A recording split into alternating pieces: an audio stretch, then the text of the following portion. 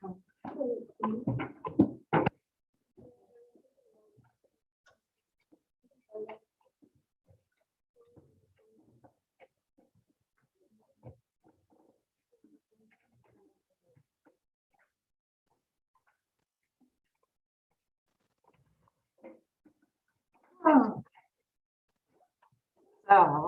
welcome back. Hope everybody had a good weekend. So today, mainly what we're going to be beginning to talk about are neurons and the nervous system. So we had one last point to touch on regarding osmosis and osmolarity.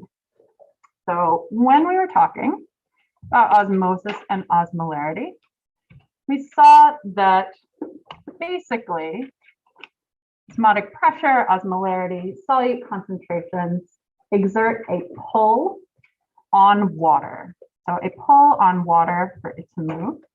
So when we put something in a hypotonic solution, water moves into the cell. But what we didn't talk about is the effect of that on the cell volume.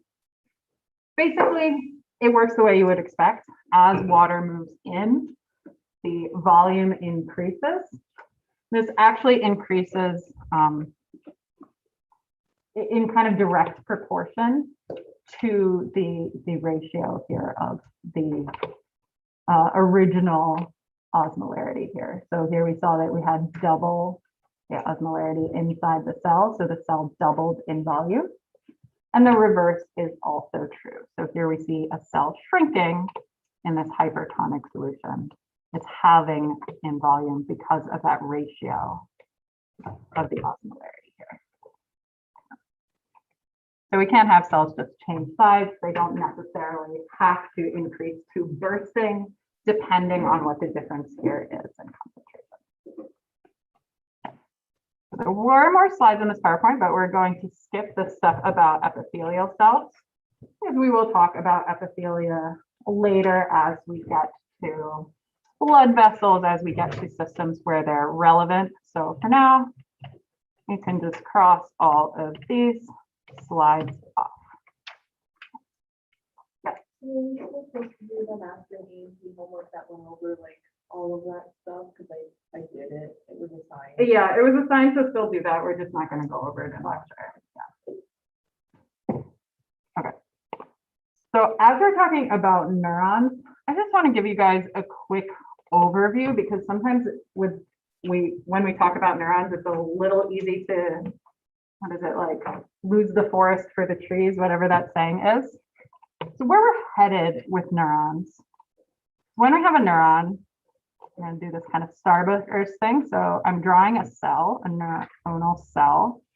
So here I was drawing dendrites and a cell body, technically called the soma. We're going to have an axon. We're going to have axon terminals. So you'll see a picture like this in your book. You'll see a picture like this in your slides. So the reason we're talking about the membrane potential ad nauseum as we talk about neurons is what we have happening. We're going to have signals coming in through our dendrites into our neuronal cells. These are going to cause different types of ion channels to open and close, which is going to affect the charge of our neuron. So we remember that cells are usually at -70 millivolts, right? So as we open different channels, we can create a change here. We're going to see that the way a neuron fires, is when we have a certain amount of change to this membrane potential, it creates this whole cascade that travels down the neuron. So we're going to basically see a bunch of ions traveling into the neuron at different points, changing its membrane potential locally in these different areas. And then when we get to the axon terminals, this change in charge is going to tell the terminals to release neurotransmitters that have been stored in little membranous baggies called vesicles. So that's fundamentally what we're talking about in this unit, but we're breaking every little piece of this into minuscule detail. But I want to make sure that you kind of know why we're talking about all of these things, because otherwise it kind of just seems like a random collection of facts at the beginning. So this is where we're going. We're trying to think about how the changes in these ion channels create changes to the membrane potential, which causes this neuron to ultimately fire and release neurotransmitters. Okay. So to do that, we're going to start out by thinking about that resting membrane potential. So when we were talking about the electrochemical driving force, we kept talking about, I kept setting our examples as starting at -70 for a reason. That is going to be our resting membrane potential for neurons. Okay. So we're going to start out by imagining a cell with a sodium-potassium pump. So here's our nice little cell. We're going to have a sodium-potassium pump, make it blue. What the sodium-potassium pump does is this is primary active transport. It's pumping out free sodium.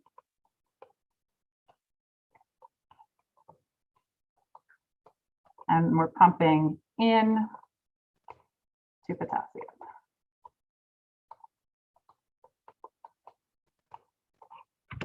So what is this doing to the charge in that cell? As we're using energy, what do you think is happening to these millivolts here? We're going up or down? Yeah, exactly. So we are exporting more charges here than we are importing. We'll see on one of the slides in a second that we sometimes refer to the sodium potassium pump as being an electrogenic pump because it is changing the charges here. It's exporting a charge, so it's going to change the membrane potential. This is important because at some point we're going to talk about how we establish this resting membrane potential of -70 millivolts. And it's going to start out with that sodium potassium pump. Okay. So as we were talking about the electrochemical driving force, we talked about equilibrium potentials, right? So we talked about the fact that we would have an equilibrium potential for potassium, happens to be like -94. And we have an equilibrium potential for sodium. This is positive. So we talked about what that would mean as we think about cells with different membrane potentials. We remember that an equilibrium potential really tells us that the ions are trying to move in such a way that they reach equilibrium, that the voltage inside the cell reaches that value. We should also remember that the membrane potential in the first place exists because there are different charges inside the cell versus outside the cell. Right? Remember that we have our cell membrane, which allows for separations of charges because ions can't travel across it. So we have some cations, which are positive, both outside the cell and inside the cell. And we have some anions outside the cell, inside the cell, but they're present in different amounts. Because they're present in different amounts, this creates a charge difference. And specifically, we know our typical cell has more negative charges inside, it has more anions inside, which is what gives it that value, usually of -70 millivolts. The corollary of this is that there are more positive ions outside the cell, more cations outside the cell. So all cells have a resting membrane potential. They are all negative. Keep using this -70 number because that's what we use for neurons, and that's really where we're going to be paying attention to these changes to the membrane potential, because these changes to the membrane potential are critical to how neurons and nerves work at all. So this is where it's most important, which is why I keep picking this -70 number. So we definitely want to actually know that -70 number now.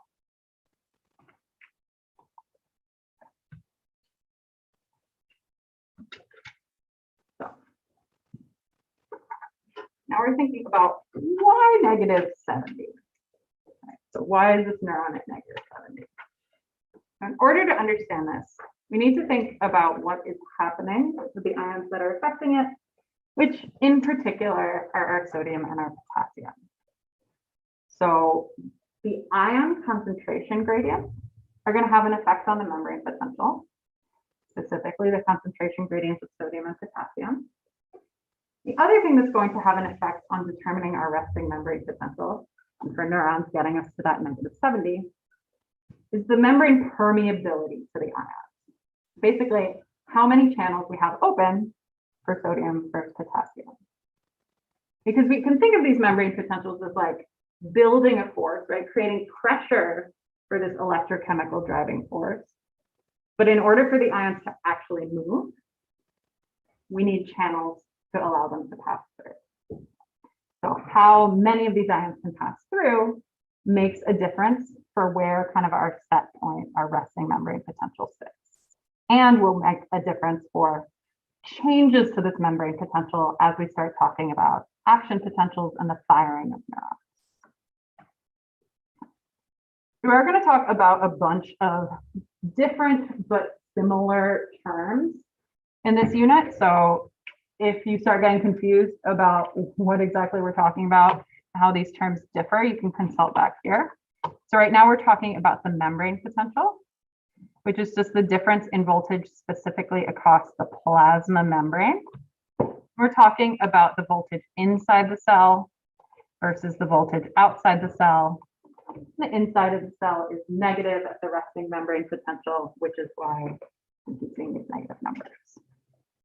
As we move, well, let's go to equilibrium potential first. The other thing we've already talked about is this equilibrium potential.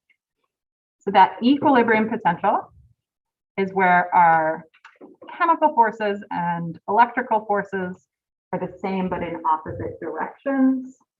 Right, so counter to each other, meaning that the ion is at equilibrium and there's no impetus for it to move in either direction. So probably on Wednesday, we'll talk about these graded potentials, maybe the action potential. Okay, this is basically our glossary for this unit.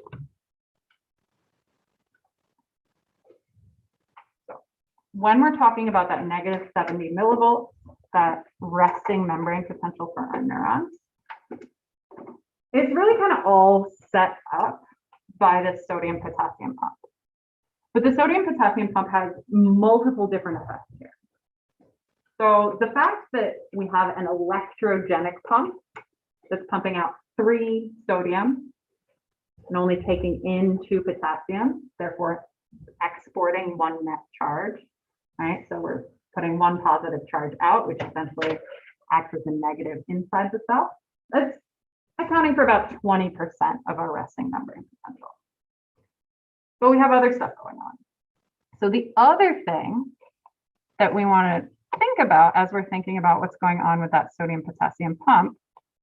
All right, so we had that charge difference, but now we're going to think about what that is doing to the concentrations of our sodium ions and our potassium ions.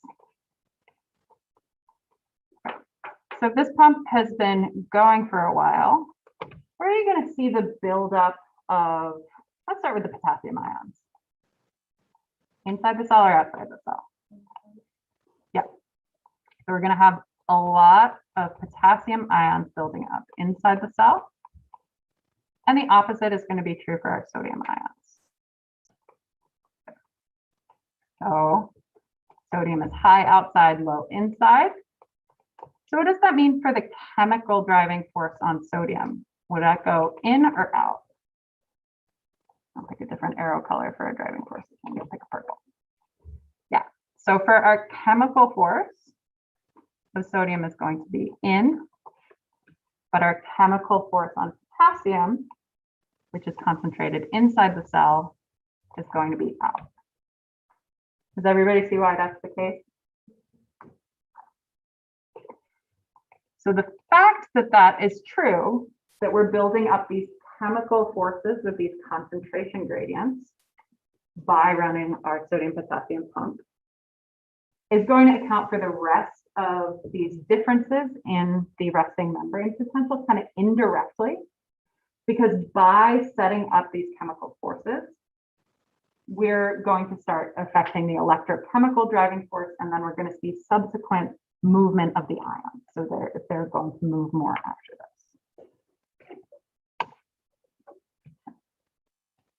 So our typical neuron at rest is at -70. It's permeable to both potassium and sodium. So at rest, there are leak channels, so channels that are open and allow these things to move. But it is 25 times more permeable to potassium. So it is way easier for potassium to cross this membrane than it is for sodium. The ions we're paying attention to, mainly sodium and potassium, but we can also think about chloride, right? So outside the cell, we have sodium, but we also have chloride ions, right? So basically we see salt out there. Inside, we see potassium and various organic anions. So I'm just going to write it.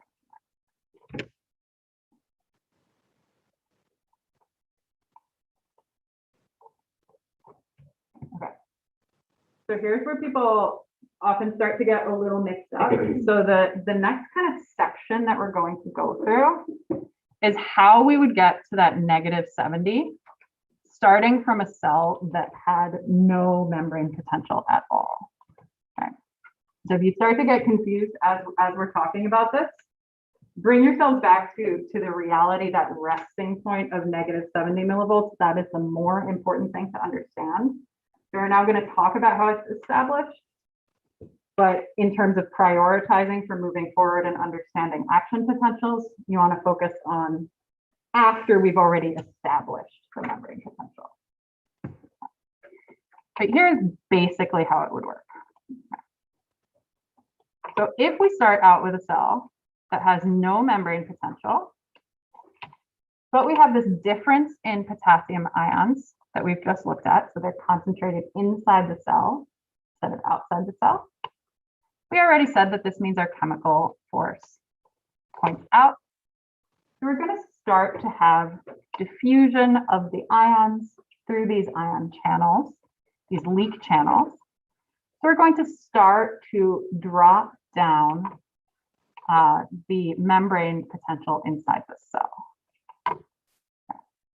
So as potassium flows down its gradient, we now start to have a negative membrane potential. Now, once we have a membrane potential that is not zero, this means we have to start thinking about electrical forces as well. So now we have to think about the electrical force, which means we're going to have to think about the electrochemical driving force. The potassium has been traveling out. It's a positively charged ion. So that means the cell is becoming negative. So now that the cell is negative, what's happening with that electrical force on potassium?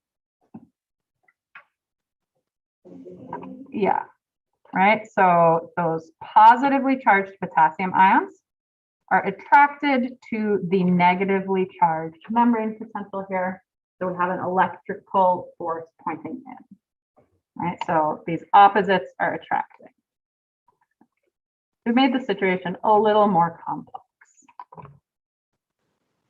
However, our chemical driving force is stronger until we get to -94.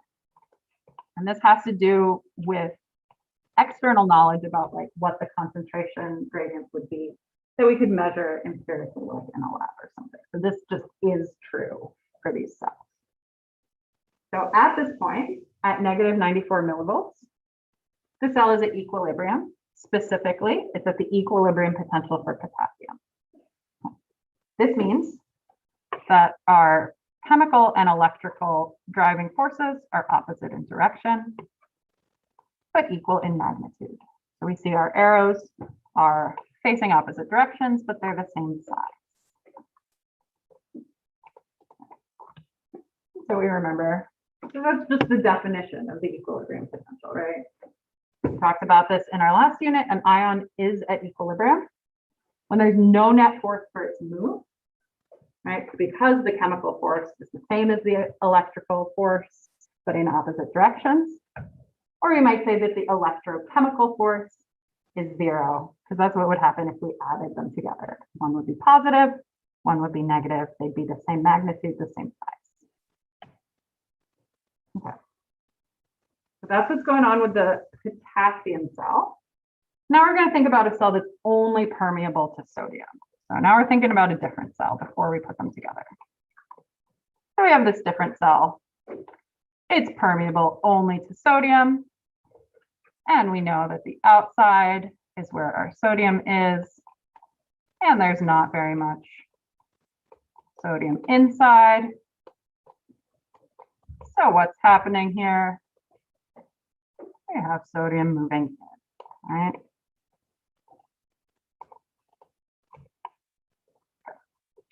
So that's what we see here. Just they've drawn the arrow on the bottom.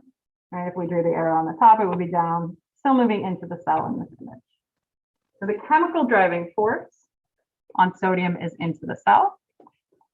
And if we started at 0 millivolts, we just diffuse into the cell. Pretty simple. Now, as sodium diffuses into the cell, the inside of the cell is gaining positive charges because those sodium ions are positively charged. Now, what happens if you have two positive charges? What do they do to each other? They repel, right? So the electrical force is now building to repel that sodium out of the cell. So we should be able to see at this point, right, predict, having looked at what happens with the potassium. With the sodium, what we're going to do, right, is build that electrical force, get the cell more and more positive until the electrical force is just as big as that chemical force, until they're equal in magnitude, but opposite in direction. So that's what we have happening until we reach the equilibrium potential for sodium, which is positive 60 millivolts. Right? So that's the point at which the cell is so positive that it repelled sodium just as much as that chemical gradient is pulling sodium in. So both forces still exist, but they're equal and opposite in direction.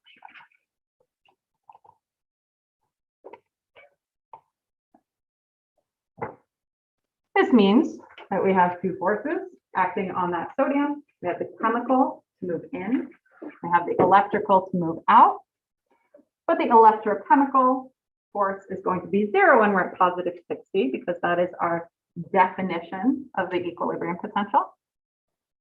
But if we think about what was happening as we passed through that progression of sodium, we had slight kind of changes here, right? So if we had our cell, initially we just had that chemical force in, so that was quite strong. But as that electrical force was increasingly pushing it out, this is kind of slowing down sodium, essentially. So our electrochemical force was still in overall until we hit positive 60, but there was less and less of a force for the sodium. That brings us to our neurons. So we're going to have to merge both of these imaginary cells in our cell head, the potassium permeable cell and the sodium permeable cell. But the directions for our forces are just going to be the same here as they were in the individual examples. So we still have the high potassium inside the cell. So our chemical force for potassium is still out. We still have high sodium outside the cell. So our force for sodium is in. Did I say sodium or potassium? Whatever, sodium is high outside the cell, our chemical force for sodium is high.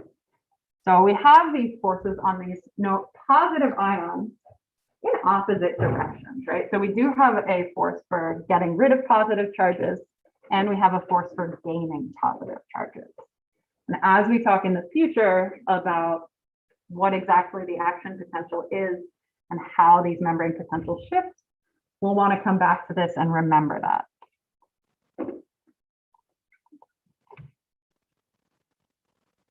So if sodium wants to come in, potassium wants to go out, they're kind of fighting, right? Like they have two very different equilibrium potentials, right?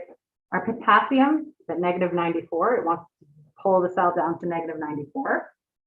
And our sodium wants to launch the cell up to +60. So this cell is it independent, the equilibrium of each? Is that independent, or are they like co-dependent? Because they're both positively charged ions and they want very different things. Are they trying to like drag the whole cell in one direction?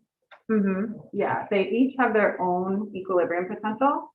So that's dependent partially on the concentration gradient, those chemical forces. But yeah, they're both pulling everything together. Yeah. It's not like they can just like pull this together and have different equilibrium potentials. The equilibrium potential will like never change. That's just like a value that the ion wants the cell to be at. So you can't change the equilibrium potential. What they're going to affect is the membrane potential. Okay. So the membrane potential is going to have to reach a consensus Between the two. Yeah, but the equilibrium potentials are just where they're trying to go. Right. So that's a perfect segue, right? Like we want to figure out how they picked -94, right? Because potassium wants it, sorry, how they picked -70. Because potassium wants it to be -94, sodium wants it to be +60. And we happen to know that the resting membrane potential for neurons is -70. And the reason for that is the permeability of the membrane. So the membrane is way more permeable to potassium. There are way more potassium channels, right? We saw it was like 25 times as many. Here they just drew 3, right? For ease of drawing purposes. But basically, it's easier for potassium to leave the cell than it is for sodium to get into the cell. So potassium is able to get closer to its equilibrium potential just because it has more ability to cross that membrane. Right? If potassium can take 3 potassiums out for every 1 sodium that comes in, you can see how this is going to pull the membrane potential down, even though sodium wants it to go up. Does that make sense? Questions at this point?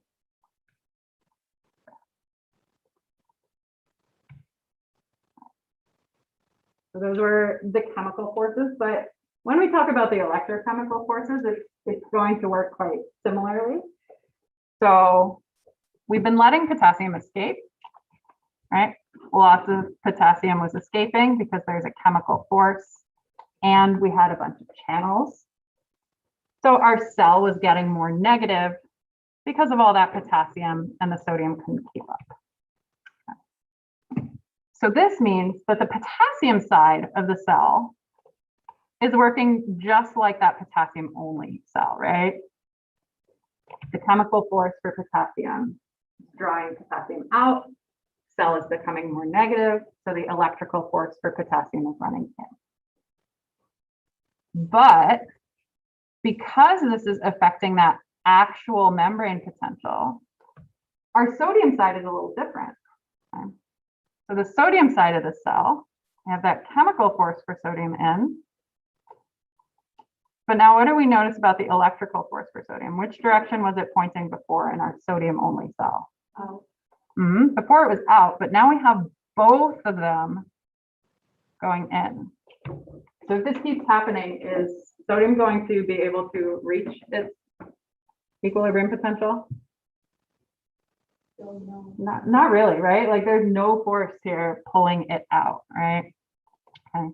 So that potassium effect on our membrane potential is drawing the sodium in a lot. So as this progresses, the flow of the flow of potassium out is going to slow down as we get close to -94. But the force for sodium to move in is going to get stronger and stronger and stronger because that electrical force drawing it in is drawing it in. And it's basically getting stronger as we get farther away from the +60 equilibrium potential for sodium. So that is kind of a rule. So the farther away an ion is from its equilibrium potential, the stronger the electrochemical force.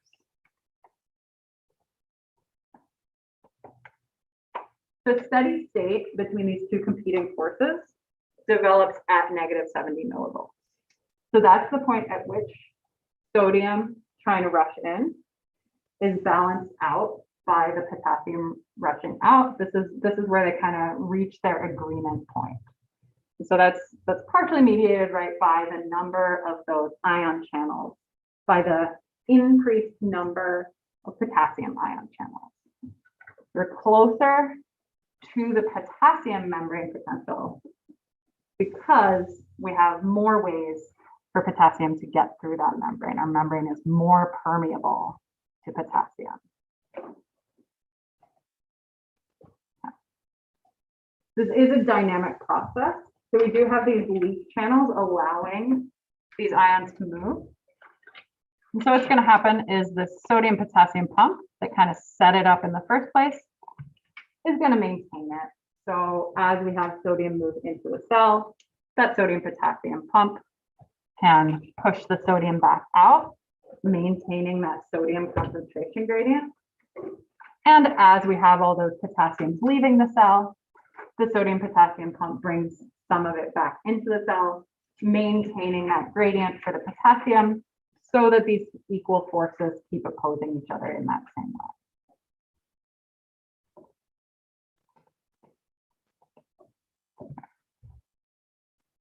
We could also think about it this way, right?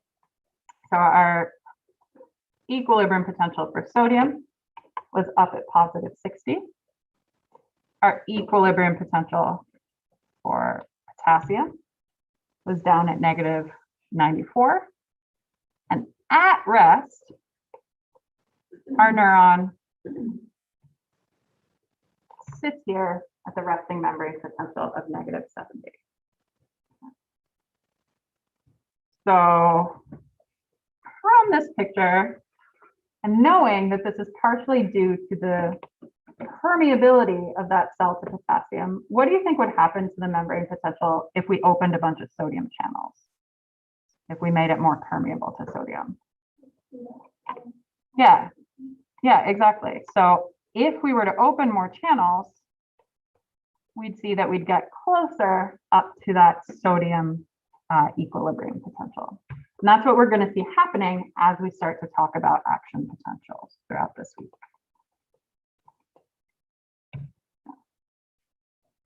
Just to really hammer this home, if we're not at equilibrium for an ion, so if we're not at its equilibrium potential, so let's say for sodium, we're not at +60, that means that there is an electrochemical force. It's not zero. Those ions do want to move. They're not at their equilibrium potential.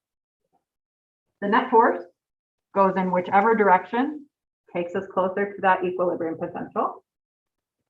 And the strength of that force is dependent on how far away we are from the equilibrium potential. So if we're really close to our -94 for potassium, right, there's a weak force for potassium out. We're really far away at -70 from +60, which is our equilibrium potential for sodium.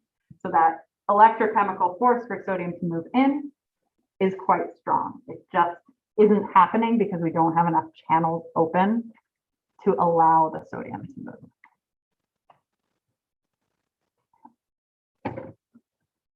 So we could do math on this, right, to see how far away these numbers are from each other.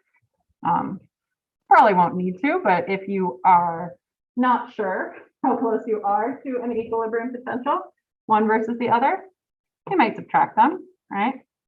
So if we have our resting membrane potential -70 millivolts, this is where our neurons are, and we know our equilibrium potential for potassium is -94, you can see that they're 24 millivolts apart, so 24 millivolts less negative, right? The resting potential is 24 millivolts less negative than our equilibrium potential for potassium. We know our electrical force is into the cell because of that negative charge inside the cell, but we know that the chemical force out of the cell is stronger because we're not at the equilibrium potential yet, right? We know that those ions are going to have to travel out to get us to this negative 94. But this is a pretty weak force.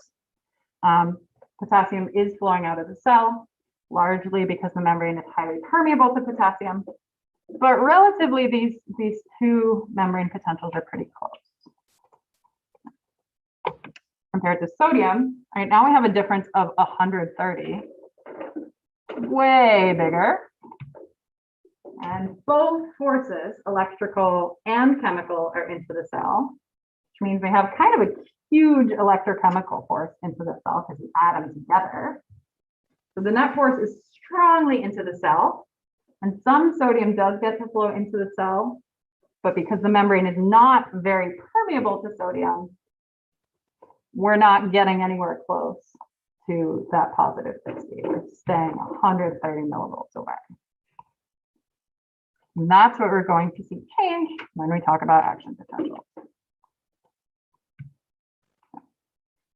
So this leads us back to that picture we've seen before, right? There's a little bit of sodium leaking in at rest, not very much, because the membrane isn't very permeable to it, even though the force is quite strong. Opposite is true for the potassium. It's leaving the cell. The membrane is very permeable to the potassium, but it doesn't have that much of a force trying to escape because it's pretty close to its equilibrium potential. I do not remember what this is. That works ideal. The human brain alone contains about 100 billion nerve cells, called neurons. The neuron, like every other cell, has positively and negatively charged ions, inside and outside. Further, a resting neuron has a greater negative charge on the inside surface of the plasma membrane and a greater positive charge on the outside surface. This partitioning of charge creates a voltage difference across the membrane known as the resting membrane potential, which can be measured using a voltmeter. On average, an intracellular electrode records a value of -70 millivolts. The resting membrane potential depends on two factors.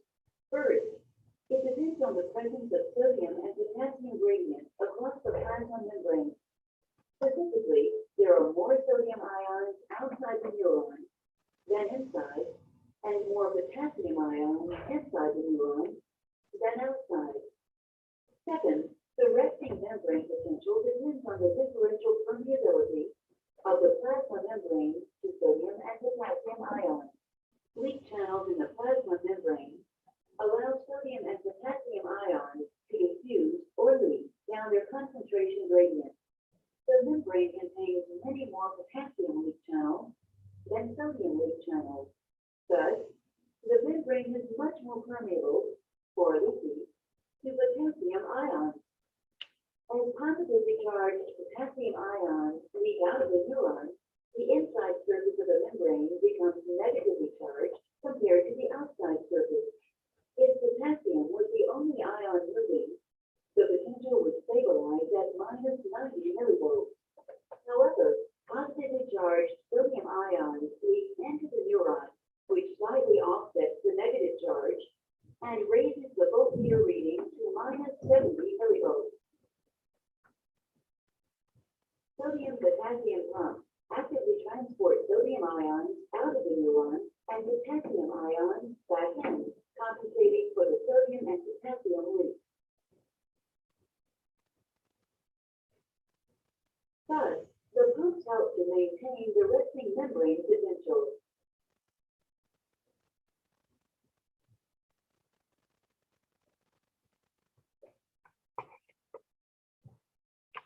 Scintillating.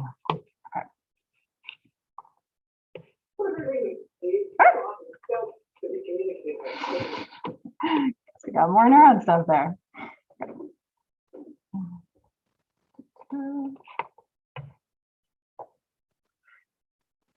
So, as we start to talk about the neurons firing, we're going to see this curve over and over and over again. So what this is, we're looking at changes in that membrane potential over time at a specific spot in the neuron. So we're going to first note the y-axis. So here we see that it's membrane potential. So this bottom line here is our resting membrane potential. So we see that we're going to start out at -70. We've just talked about how that gets established. And then eventually we're going to return to -70, the end of our action potential. You can see this number marked here, -55. It'll be a while before we come back to why exactly this is so important. But basically, there is a threshold at which when our membrane potential reaches this number, -55, it's like a magic number that opens a bunch of sodium channels. So you'll note we don't get all the way to +60, but you can see we do get quite positive in this first phase of the action potential. This is not the only time you'll see the action potential. We will talk about this in detail later, but for now, right, this first phase, we can see we're getting up more positive towards that sodium equilibrium potential. But then we can see something acts to pull us back down. Right. We can imagine what that might be, right? Changes to that membrane, changing how many sodium channels are open, how many potassium channels are open, and eventually we'll return back to our resting potential. So that's really the crux of what we're doing as we talk about the neurons. These different phases of our action potential, how they're going to travel down our cells.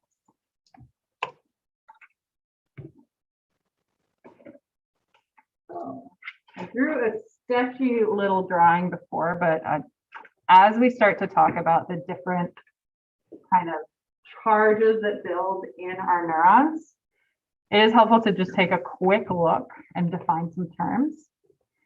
All right.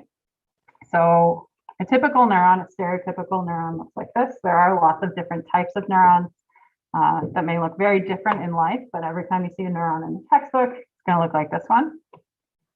So we're going to see dendrites receiving signals. So this is a dendrite.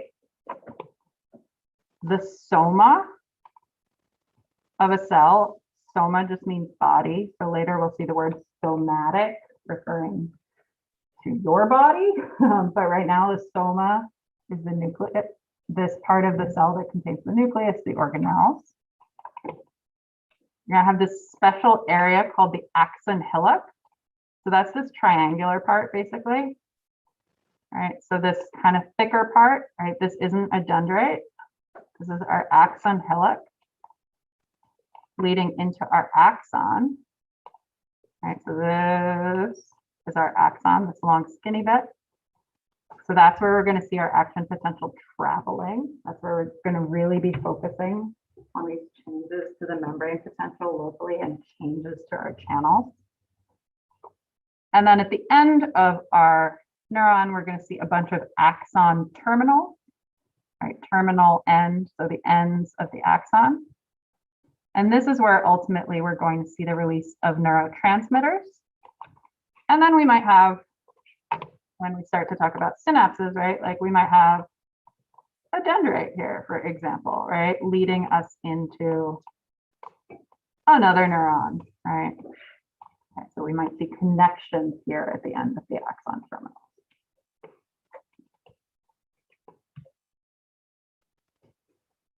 Questions before we move forward?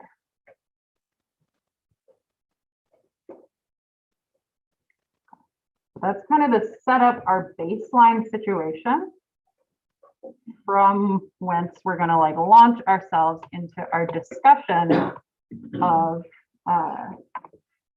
action potentials. And we will skip that question for right now. And again, so we're going to talk about the very beginning of how we start to build toward a neuron firing. So we're going to be talking about a bunch more potentials. We're going to be talking about something called graded potentials. We're going to be thinking about the directions of charges. We're going to be thinking about magnitude of charges. We're going to be thinking about how different potentials can add together. And then we're going to talk about ions, how they change throughout our action potential, how they move down the axon, and what kind of happens at the end of an action potential.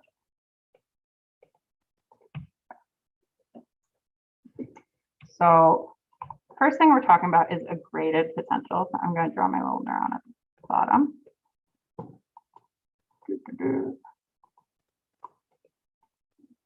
Spiky neuron. Okay. So a graded potential is a small change in charge. I can communicate over short distances. So graded potential is not an action potential. It is not going to fire off down this axon. A graded potential is going to be like a small local change here near the dendrites, near the soma of the body. So we'll have short little differences here, maybe between these starred locations. So it could have small local differences in our charge, but we're not firing off this whole cascade. An action potential, by contrast, is going to shoot way down that axon, and it's going to help us communicate over long distances, the long being our axon, basically. So if we were to measure what each of these would look like, so say we put some little electrodes in the soma of our neuron, a graded potential would be this A. So we'd see some little peaks and dips, changes in charge here. But what's not happening with a graded potential is that we're not reaching this threshold of -55, which means we never get to the point that we kick off this big spike, which we refer to this as when we get up more towards zero, as we get more positive, we refer to that as depolarization. It's kind of why I skipped the question before because we hadn't gotten there yet. So as we get less negative, we refer to that as a depolarization. So we don't get this big depolarization as we do in an action potential when we're talking about a graded potential.